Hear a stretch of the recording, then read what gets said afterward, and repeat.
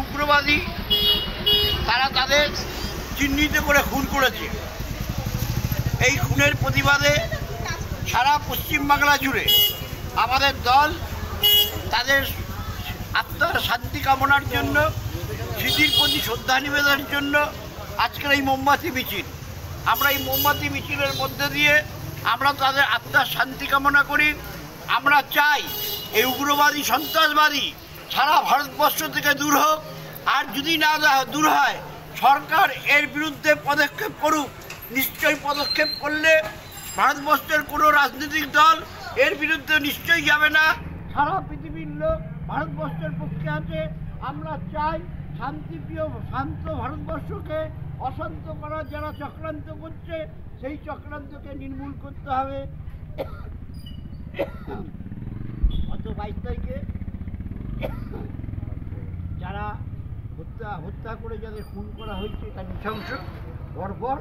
আমরা কখন এই জিনিস দেখিনি। অন্তত আমার শোধ করো, অমর শহীদ অমর রহে, অমর শহীদ অমর রহে। আমাদের শিলা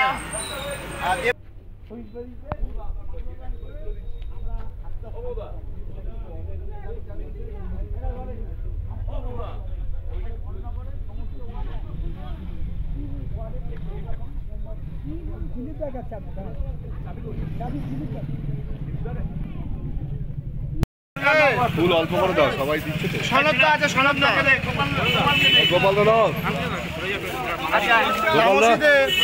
মিরাজ মিরাজ আলমগীর কাহা গিয়া রে, অবশ্যই অমর রহে, অবশ্যই অমর রহে, বন্দে মাতরম। আগে উগ্রবাদী হামলা করে অন্ততপক্ষে 35-36 জন লোককে আহত এবং নিহত করেছে। ভগবান আশীর্বাদে মৃত্যুর সংখ্যা যাতে না বাড়ে, প্রচুর মানুষ হাসপাতালে ভর্তি, সেই জায়গায় তারা যেন সুস্থ ভালো হয়। আর যারা নিহত হয়েছে তাদের স্মৃতির প্রতি শ্রদ্ধা নিবেদন করতে, আত্মার শান্তি কামনা করতে আজকে কিন্তু আমরা মোমবাতি মিছিল করলাম দলের নির্দেশে। আমরা চাই আপনাদের মিডিয়ার মাধ্যমে আপনারা সবাই, আমরা সেকুলার স্টেট, সেকুলার দেশ, আমরা যেন সুষ্ঠু সুন্দর থাকি, কেউ কোনো প্ররোচনায় পা না দিই। আমরা দেখব সরকার কি পদক্ষেপ করে, তারপরে সরকার যা পদক্ষেপ করবে আমরা সেই অনুপাতে তাদের সঙ্গে চলব। এই ক্ষেত্রে কোনো আপোষ নাই। যারা এই হামলা করেছে তাদেরকে কী বলবে?